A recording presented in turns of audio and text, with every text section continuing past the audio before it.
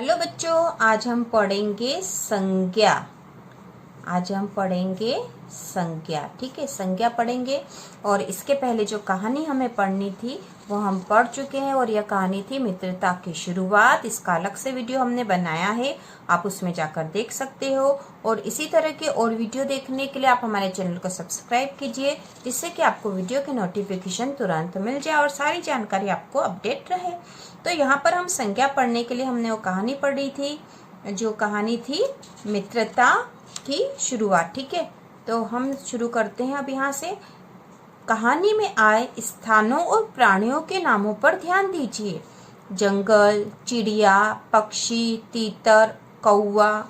ऐसे शब्द जो किसी वस्तु या व्यक्ति मतलब प्राणी के गुण, दोष, स्वभाव आदि अवस्था को बताते हैं, जैसे मित्रता। ऐसे शब्द जो किसी व्यक्ति, स्थान, जाति, वस्तु या भाव को बोध कराते उन्हें संज्ञा कहते हैं। और संज्ञा के 3 प्रकार होते हैं ना, संज्ञा के 3 प्रकार है। तो संज्ञा किसे कहते हैं? ऐसे शब्द, संज्ञा शब्द वे शब्द होते हैं जो किसी व्यक्ति, स्थान, जाति, वस्तु या भाव को बोध कराते हैं। इन चीजों का बोध कराते हैं या इन चीजों की ओर इंगित करते हैं, वो सारे शब्द संज्ञा कहलाते हैं। संज्ञा एक नाम बताने वाला शब्द है। ठीक है, तो व्यक्तिवाचक संज्ञा, जिन शब्दों से किसी एक व्यक्ति, वस्तु या स्थान के नाम का पता चलता उन्हें व्यक्तिवाचक संज्ञा कहते हैं, जैसे सोहन, रीना, भोपाल, रामायण, कुरान। व्यक्तिवाचक संज्ञा से किसी व्यक्ति, वस्तु या स्थान, किसी विशेष व्यक्ति, वस्तु या स्थान के नाम का बोध होता है। इससे इसे व्यक्तिवाचक संज्ञा कहते हैं, और यहाँ पे नाम दे रखे हैं। दूसरा है जातिवाचक संज्ञा। ठीक है, तो पहला था संज्ञा के 3 प्रकार है। संज्ञा के 3 प्रकार है। पहला प्रकार है व्यक्तिवाचक संज्ञा। ठीक है, व्यक्तिवाचक संज्ञा। दूसरा है जातिवाचक संज्ञा, जिन शब्दों से व्यक्तियों, स्थानों, वस्तुओं आदि की पूरी जाति या समूह का बोध होता है। पूरी जाति या पूरे समूह का जब बोध होता है तो उसे जातिवाचक संज्ञा कहते हैं, जैसे पशु, पक्षी, नदी, पर्वत, गाय, फल, लड़का, देश आदि। जैसे पशु का है तो किसी भी पशु का बोध हो सकता है ना, पशु एक नहीं होते, बहुत सारे हो सकते, कोई सा भी पशु समझ सकते हैं हम। पक्षी मतलब कोई सा भी पक्षी समझ सकते हैं। नदी मतलब कोई सी भी नदी समझ सकते हैं। यदि कोई नदी कहेगा तो हम कोई सी भी नदी समझ लेंगे, लेकिन यदि इसकी जगह कोई बोलता है कि नर्मदा नदी, तो हमें पता चलता है कि नर्मदा तो किसी व्यक्तिवाचक संज्ञा है ना, विशेष नदी की ओर बोध करवाता है। ठीक है, उसके बाद तीसरा जो इसका प्रकार है, तीसरा प्रकार है भाववाचक संज्ञा, जिन शब्दों से किसी वस्तु या व्यक्ति के गुण, दोष, स्वभाव, अवस्था का बोध होता है उन्हें भाववाचक संज्ञा कहते हैं ना। यहाँ पे गुण, दोष, स्वभाव या अवस्था का बोध हो रहा है तो हम भाववाचक संज्ञा कहेंगे, जैसे भय, ऊंचाई, मित्रता, बचपन, बुढ़ापा, सुंदरता, प्रेम आदि। तो यहाँ पे हमने संज्ञा किसे कहते हैं ये पढ़ लिया, और संज्ञा के 3 प्रकार हमने पढ़ लिए हैं, व्यक्तिवाचक संज्ञा, जातिवाचक संज्ञा और भाववाचक संज्ञा, और इनके उदाहरण भी देख लिए हैं। अब आगे पढ़ते हैं हम। जातिवाचक संज्ञा विशेषण, क्रिया, सर्वनाम और अव्यय शब्दों में प्रत्यय जोड़कर भाववाचक संज्ञा बनाई जाती है।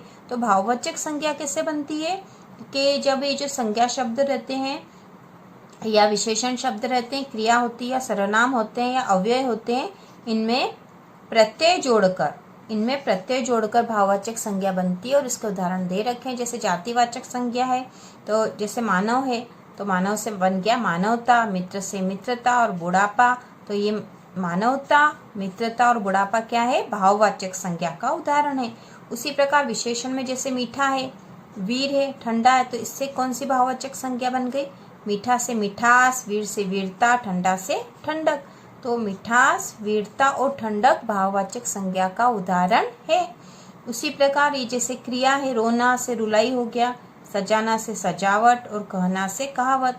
तो रुलाई, सजावट और कहावत जो है भाववाचक संज्ञा है। उसी प्रकार सर्वनाम है अपना, इससे बन गया अपनापन, मम से ममता और आप से आपा। तो अपनापन, ममता और आपा जो है भाववाचक संज्ञा का उदाहरण है। उसी प्रकार अव्यय है थकान, इससे थकावट बना है, दूर से दूरी बना और निकट से निकटता। तो थकावट, दूरी और निकटता जो है भाववाचक संज्ञा का उदाहरण है। तो ये बता रखा कि इन संज्ञाओं का निर्माण कैसे हुआ है। अब आगे जो दे रखा है नीचे अभ्यास 291 है, अभ्यास 291 जो कि बुक के पेज नंबर 212 पर है, 212 पेज पर है। ये नीचे चित्र में शब्द दिए गए हैं, इनमें से संज्ञाएं छांटकर फूलदान में लिखी है ना, संज्ञाएं छांटना हमें और फूलदान में लिखना है। तो यहाँ पर हम संज्ञा छांट लेंगे और लिख लेंगे, ठीक है। तो यहाँ पे संज्ञा कौन सी होगी, मीठा, खुशी, पेंसिल, तो पेंसिल संज्ञा है, पेंसिल, ठीक है, पेंसिल। शेर, हिरण, हिरण भी संज्ञा है, हिरण। फिर जाना, हाथी, हाथी संज्ञा है, ठीक है, हाथी। भोपाल, भोपाल शहर का एक नाम है इसलिए भोपाल भी संज्ञा है। घूमना, आम, आम एक फल है, फल का नाम है। गीता, अब गीता यदि हम ये मान सकते हैं कि किसी लड़की का नाम है गीता। कुत्ता, फिर अनार, ठीक है।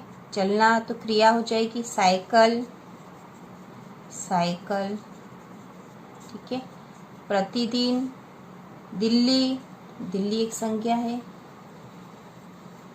और हवाई जहाज, ठीक है, हवाई जहाज भी एक, हवाई जहाज भी एक संज्ञा है, हवाई जहाज, ठीक है। तो ये हमने संज्ञाएं छांट के लिख दी है।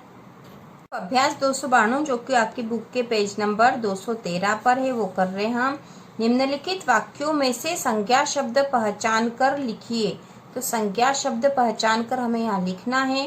तो यहाँ पे जो लिखा है पहला है दिल्ली एक शहर है, दिल्ली एक शहर, इसमें संज्ञा कौन कौन सी होगी, दिल्ली है ना, शहर का नाम है इसलिए दिल्ली। और शहर, शहर जातिवाचक संज्ञा का उदाहरण हो जाएगा, कोई सा भी शहर हो सकता है, ठीक है।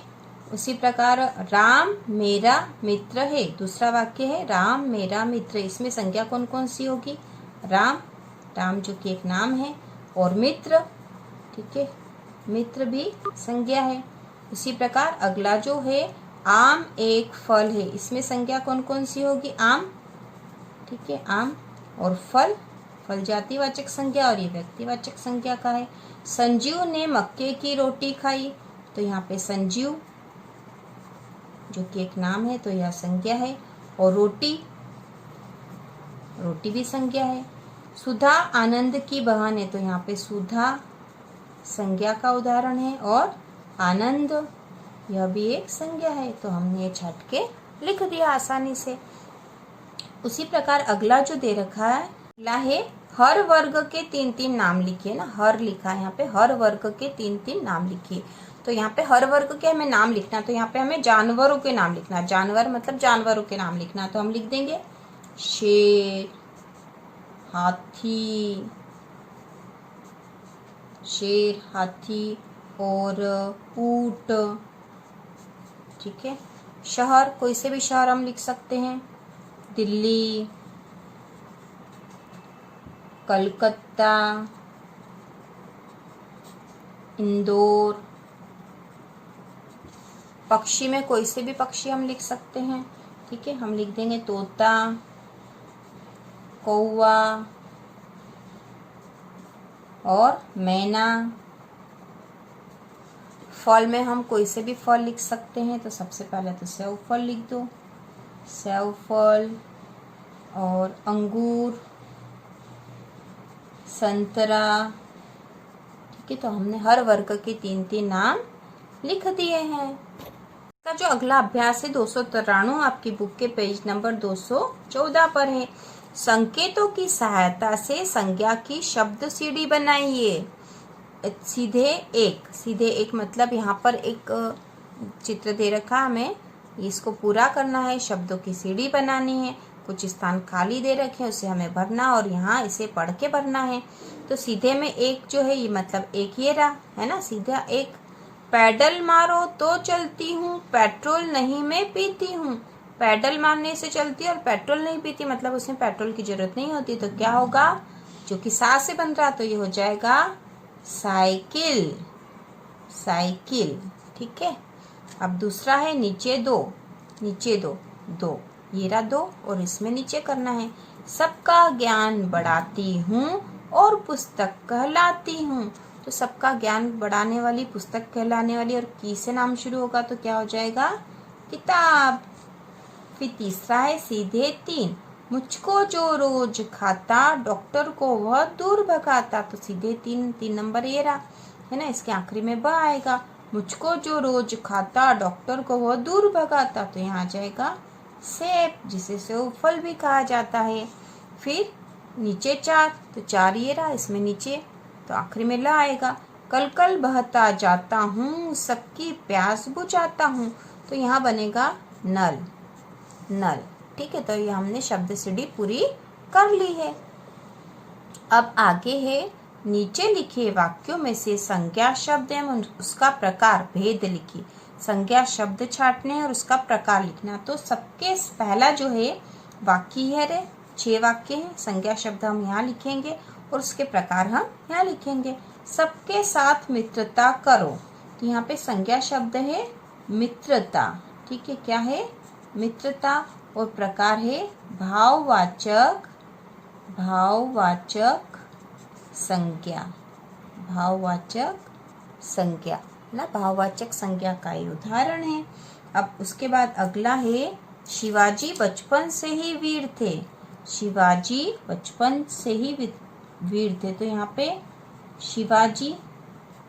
ठीक है, और कौन सी संज्ञा है?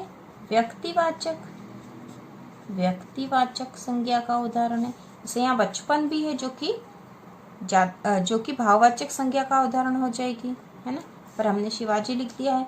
गंगा का जल पवित्र होता है, तो यहाँ आ जाएगा गंगा, और ये भी व्यक्तिवाचक संज्ञा है, व्यक्तिवाचक संज्ञा है। अपनी पुस्तक पढ़ो। ठीक है, तो यहाँ हम लिख देंगे पुस्तक।